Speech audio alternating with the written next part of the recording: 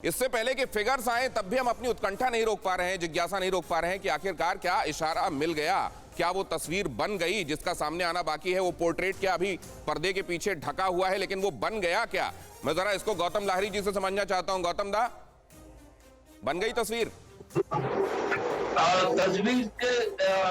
तस्वीर तो actually EVM में बंद हो गया है। तस्वीर तो पता चलेगा 2 में ही, लेकिन 5 राज्य तो अलग अलग स्थिति है। बंगाल का स्थिति संपूर्ण अलग है। पहली बार भारतीय जनता पार्टी एक कड़ी मुकाबला दे रहा है तृणमूल कांग्रेस, और हमने जो देखा बंगाल में जाके तृणमूल कांग्रेस के खिलाफ काफी एक एंटी इनकम्बेंसी भी है। लेकिन एंटी इनकम्बेंसी के साथ ममता बनर्जी अपना चेहरा, मुख्यमंत्री का चेहरा जो बीजेपी को नहीं है, इसके फायदा उठाने का कोशिश की। साथ साथ बाहरी बनाम बंगाली अस्मिता का एक बड़ा असर बंगाल में है।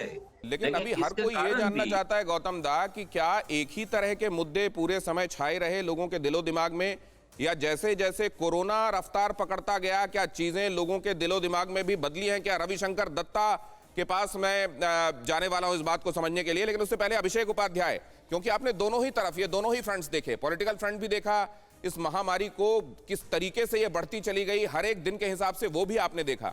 कितना रिफ्लेक्शन इसका दिखाई देगा चुनावों में? देखिए, ये बहुत ही महत्वपूर्ण है दिनेश। मुझे ऐसा लगता है कि बाद के जो फेजेज हुए हैं, खासतौर पे आखिरी के जो 3 फेज हुए हैं, उसमें जिस तरह से कोरोना का जो प्रकोप पूरे देश में हुआ, और पश्चिम बंगाल में भी जब मैं वहां पर था, चौथे फेज की मैं बात कर रहा हूं, तब भी वहां पर मामले आने शुरू हो गए थे। वहां का जो कोलकाता मेडिकल कॉलेज है, उसका सुपर स्पेशलिटी वार्ड, उसके बाहर लाइन लगनी शुरू हो गई थी।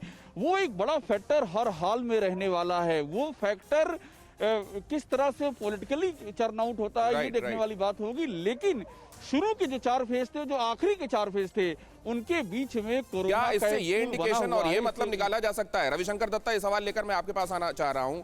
अमूमन ज्यादा पोल परसेंटेज मतलब ये दिखाता है कि सत्तारूढ़ पार्टी से लोगों की नाराजगी है, वो निकलकर ज्यादा आ रहे हैं, वोट कर रहे हैं। कम मतलब ठीक है, कॉम्प्लिसेंट हैं या खुश हैं। इधर जो अगर थोड़ी कमी आई होगी पोल परसेंटेज में बाद के चरणों में, उसको इससे जोड़कर देखा जाए कि कोरोना की वजह से हो सकता है कुछ लोग ना निकले हों, उसको किसी से खुशी या नाराजगी के तौर पर ना देखा जाए। क्या यह विश्लेषण हो सकता है इसका? जी बिल्कुल, इसका कारण यह है क्योंकि जो महामारी चल रहा है पूरा देश में कोरोना के, इसमें तृणमूल के लोग भी जैसे भुगत रहे हैं, बीजेपी के लोग भी भुगत रहे हैं, कांग्रेस के लोग भी भुगत रहे हैं, और लेफ्ट के लोग भी भुगत रहे हैं। तो आम जनता जहां पे भुगत रही है, ये जो लोगों की कमी है वोट इन परसेंटेज में, क्योंकि कोलकाता में हमने देखा था सिर्फ 55% वोटिंग हुआ था लास्ट 7वीं चरण में। आज भी अभी खत्म हुआ है। तो अभी जो स्थिति बना हुआ है, इसमें ये जरूर कह सकते हैं कि एक तरीके से एक साथ प्रभावित किया है, इसलिए ये एक मुद्दा है। क्या इसको ये मान लिया जाए कि ये कॉमन फैक्टर है, लिहाजा इसको सब में से हटाकर वो जो पहले से चीजें लिमिटिंग फैक्टर बनी हुई थी वही रही आएंगी क्या? और कोरोना क्योंकि सब पर प्रभाव डाल रहा है, एक जैसा डाल रहा है, इसलिए इसको आप अलग से फैक्टर इन ना करें। रामकृपाल जी से मैं समझना चाहता हूँ। दिनेश जी, बिल्कुल आप सही कह रहे हैं कि देखिए, आज का जो पोल परसेंटेज आप दिखा रहे हैं, इसलिए मैं मानता हूं कि शहरी इलाके हैं, वहां पे चूंकि कोरोना का प्रकोप बहुत ज्यादा है, जनसंख्या का घनत्व तो शहरों में ज्यादा होता है, लेकिन ओवरऑल अगर आप देखें तो 77-78% बहुत अच्छा है। इसका मतलब है कि ग्रामीण जो इलाके हैं वहां काफी पोलिंग हुई है। शहर में जो 60% बता रहे हैं संवाददाता आपके, उसके बावजूद अगर ओवरऑल टैली 77 के करीब जाती है, तो मैं समझता हूं कि पोलिंग बहुत अच्छी हुई है।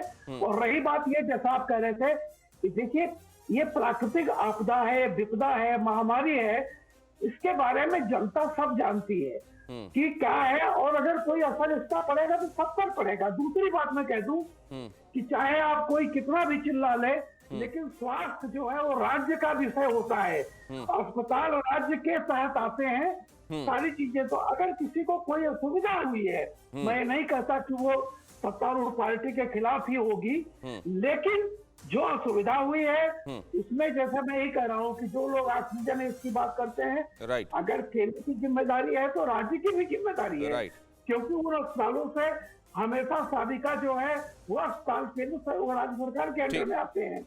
ठीक बहुत कम है। तो स्वास्थ्य सेवाएं, राइट। मेरा ही कहना है कि जो कोरोना की बात है, हाँ। इसका लाभ या नुकसान हाँ। अगर किसी को होना, सबको बराबर होगा। ये जो मुझे आपने इसमें बोला नहीं लगता कि- अर्बन वर्सेस रूरल, क्योंकि ये एक बात दिखाई देती अड़ी सोमवार से शुक्रवार शाम 6 बजे सिर्फ TV9 भारतवर्ष पर।